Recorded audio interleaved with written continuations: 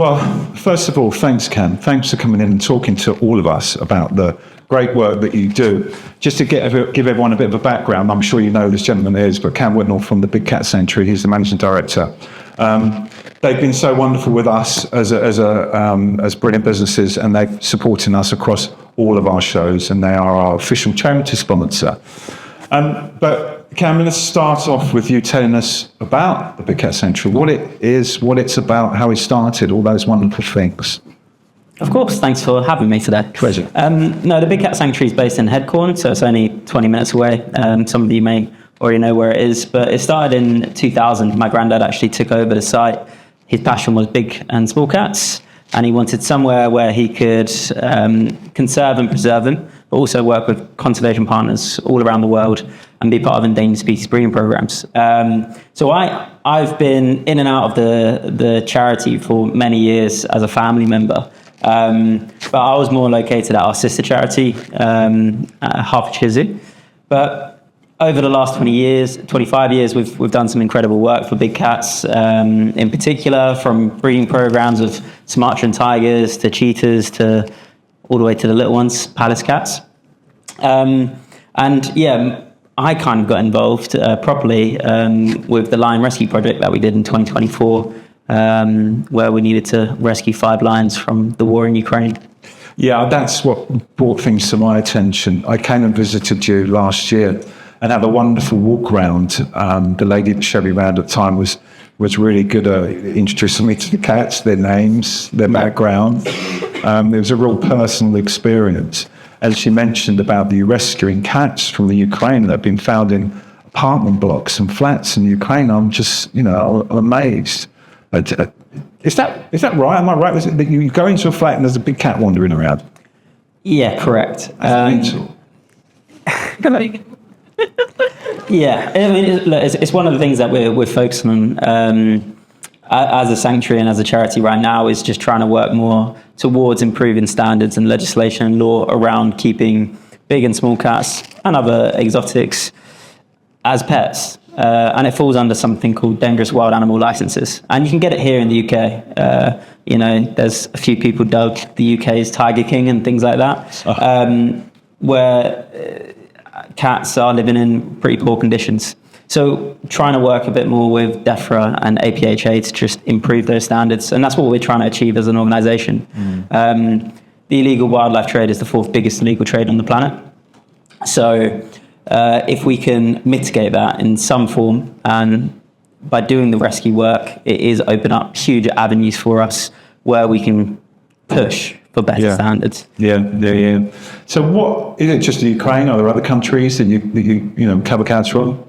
Here in the UK. In the UK? Yeah, and we'll go on to Ukraine in a bit, but in start of 2025, we're midway through rescuing the lions from Ukraine, and then we got called to a site in Hertfordshire, actually just by our zoo, Cat Survival Trust, and it was a sanctuary, and he had 30 exotic cats on his site, from the most threatened in the planet, the Yamo leopard. There's around 100 remaining in the wild.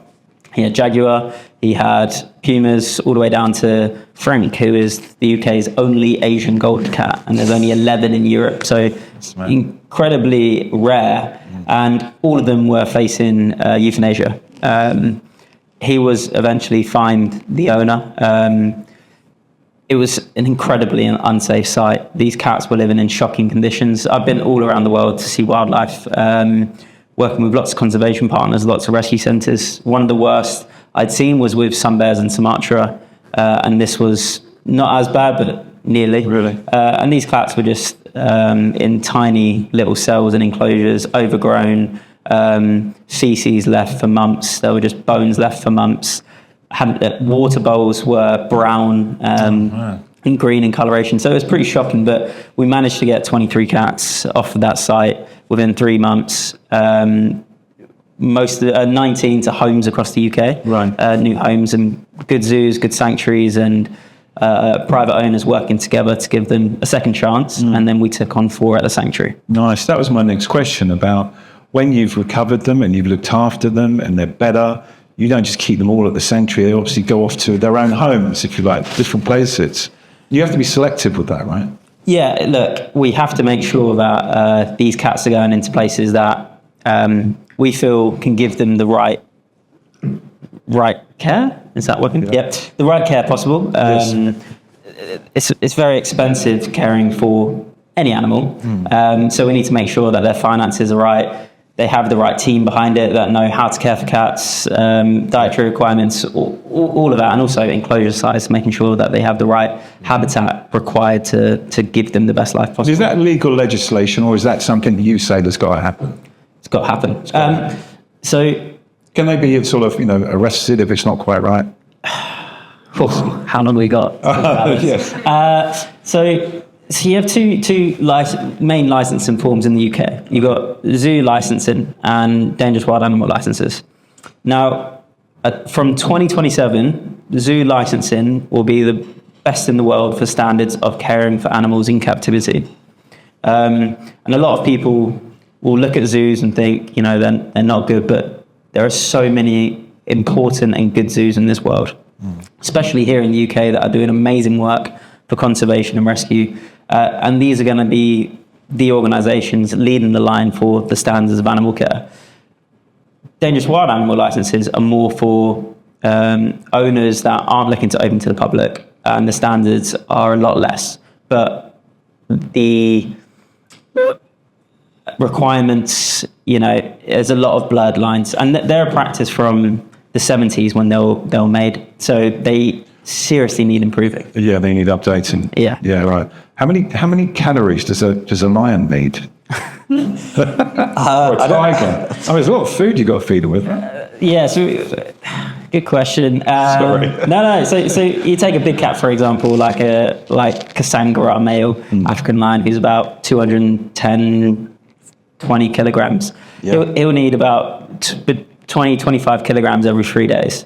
And then in between those 3 days, he'll get like little snacks, enrichment. We do hand feed, so it's kind of like their version of a packet of crisps. But it's small chicken drumstick. I've done that. I've fed one of the lions with a drumstick. Yes. It was a cat. It was a very gentle cat, but I thought, oh God, this is going to be really violent. It just gently took it out of my hand. Who was that? Can you know who would that be? Up the back. I'm sure they all eat like that, but no, you'd be surprised. Some of them are a bit, yeah. Where was it located in the sanctuary? It was sort of out the back towards going back to the car park. You remember Neil? You know the spot now. Yeah. No, It was Zurich. Zurich. Zurich. Oh, Zuri, white lioness. Yeah. Yes. Oh, yeah. Yeah. Yeah. Beautiful one. Yeah, she's lovely. Yeah. Yeah.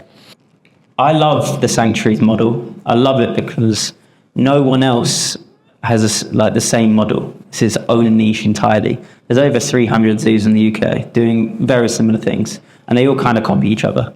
And I know that for being in the sector, and I've said this at quite a few zoo conferences as well, and they'll all agree. But the sanctuary is a nice model because, we're not open to the public. We're only open through experiences, lodge stays. We have Big Cat Fest, which we've just rebranded to Big Cat Fest. It was our open days where it's a kind of our main fundraiser. And we have an amazing support network, not just in the UK, but all over the world. So for the open days just gone, we'd had people from North America, Australia, Japan, all over fly just to see the work that we do. And I do love the environment that it gives. I think having limited numbers on site is better for those people experiencing the wildlife from an education perspective as well. Every single person that comes through our doors at the sanctuary, whether it's through an experience or a lodge stay, they're on a private tour, or they're getting all of that education from a keeper or one of our team, which I think is probably one of the best models for educating people in our sector, whether it's zoos, sanctuaries. Because, you look at Chester Zoo, I think they've just hit 2 million visitors last year. They cannot educate 2 million people. Whereas at the sanctuary, every single person that comes through, we can educate directly with one of our team members. And that's really powerful to get our message across. It's also great for the cats, less people on site. So we can do a lot more work there. It's better for our keeping team. It's better to do the husbandry side of things, the training, the feeding, all of that side. And it is just a peaceful, tranquil environment. It's lovely. And my favourite time is in summer, when everyone goes home and I can just go for a little stroll around the sanctuary. It is beautiful. Bliss. It is. So we don't go in with any of our cats. So we're hands off. So yeah, working with big cats, they're classed as category 1 animals, so the most dangerous. So we just have really stringent and processes and protocols in place to make sure that no accidents can happen. So, and moving forward with the new standards, the requirements there for safety has just gone to another level. So we've got our team at the minute, buildings team, just currently going through the site, just making sure it's as safe as possible. But yeah, look, there has been many instances over the years with big cats attacking people and through human error. So it's just one of those things that I just trust my team. I have an amazing team to just make sure that it's as safe as it possibly can be. Mm. But yeah, I wouldn't go walking next to a lion. When I visited, there was, I think it's like the main lion you've got there, real big fella. And next to him, in another pen, is a female. And they flirted with each other quite long. And I remember talking to someone about it, and they said, no. I said, well, can't you put them together? They said, no, they'll rip each other apart. But that education is really interesting, because these two lions really want to be with one another. And maybe they will be when you know they're safe to do that. But I just thought it was a really interesting topic to talk about. Yeah, so you're talking about Una that's it. And Rory. So Una is one of our rescued lionesses from Ukraine. She's the one that started the whole mission, actually. I found her video on social media going viral. Okay, right. And I thought we were the ones that posted it. And they were working with a centre in Ukraine, in Kyiv, called Wild Animal Rescue. The video was and it's really hard to watch, is of Una suffering from shell shock and concussion from the bombs that were hitting her, falling just around the centre. And she was in terrible state. She couldn't stand. She was living in a 4x4 converted horse stable. She'd never been on grass before.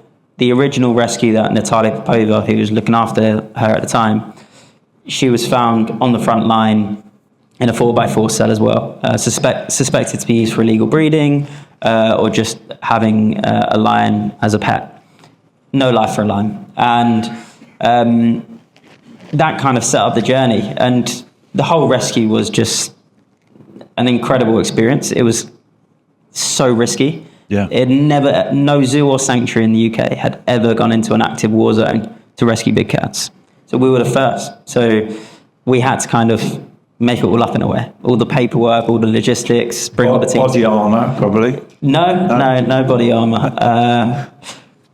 But yeah, it was just amazing to kind of see Una's transformation and all of the lions' transformations to this day, because when she first came over and we got her out of the war, just seeing her take her first steps on grass, I mean, the video is so powerful, and that's why the whole campaign reached a global audience, because so many people were able to connect with it.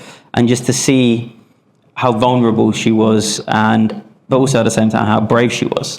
Where she was walking outside, you could see the scars from some of the wounds that she'd got over the years, living in these terrible conditions, and how fragile she was. She can't walk properly, but she just kind of stumbled out, very curious, and had a little bit of a wobble on the grass, but she was amazing ever since, and she's the best lioness and best animal I've ever had the privilege of caring for her, working with, and all the way through to when she eventually moved into the Lion Rescue Centre, this new space we bought her.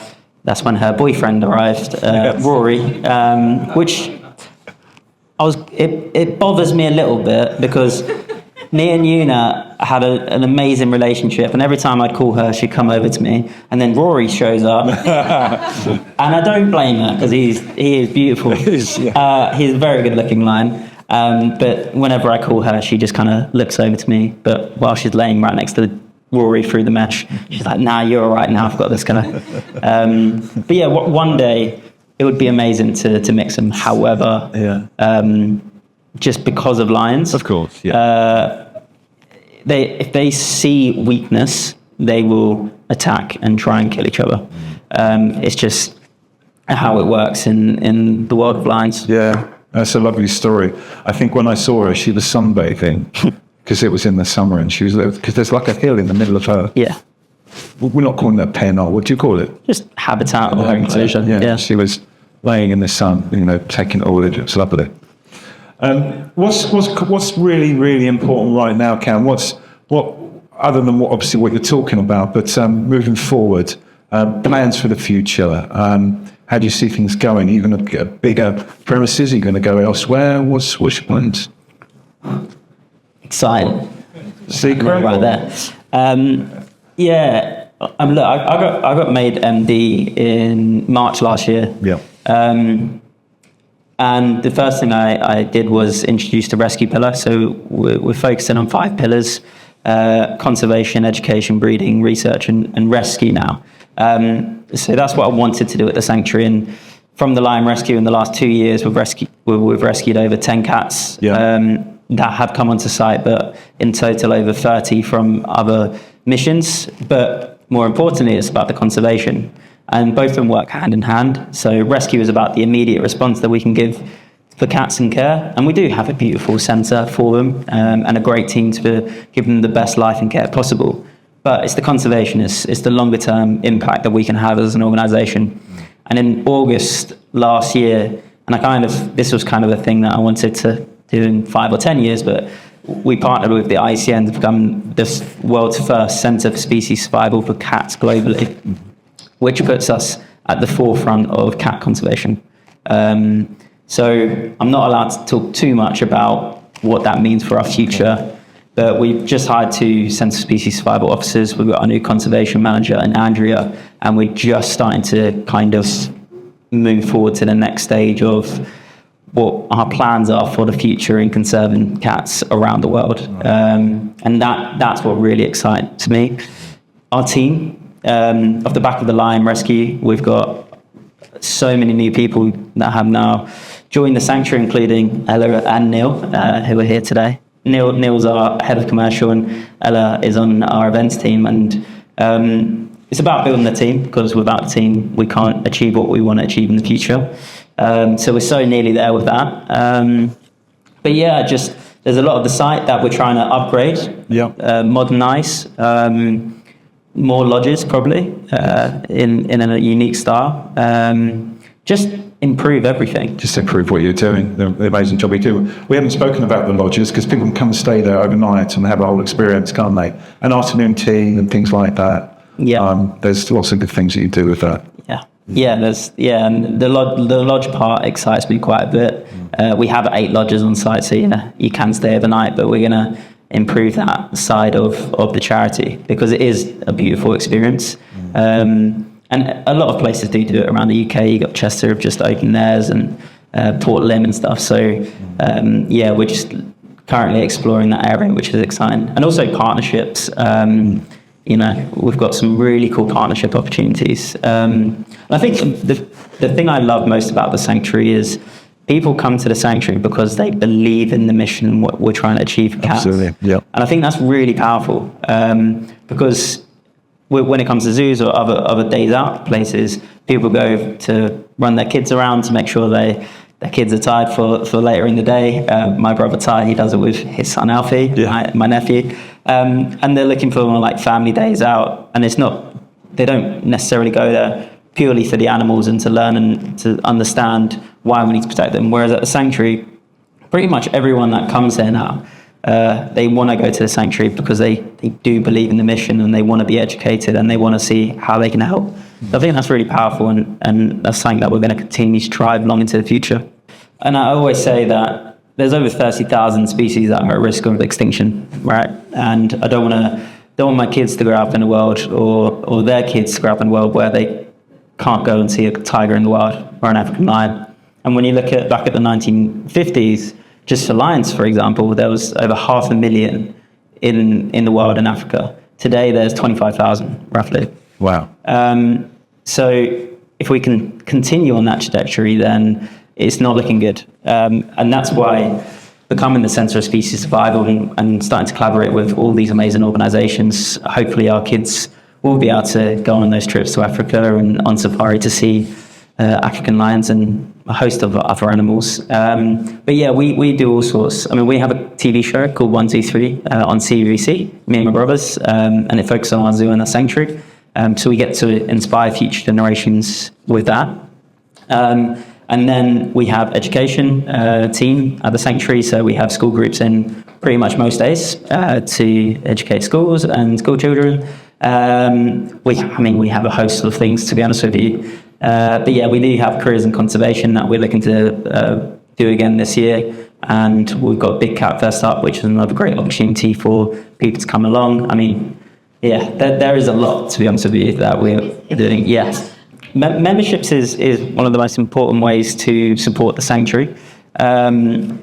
So there's that. It's coming on one of our experiences and seeing the work that we do, whether it's called Hollywood Afternoon Teas, lodges, come to Big Cat Fest and seeing what we get up to at our festival in summer, which is a lot of fun.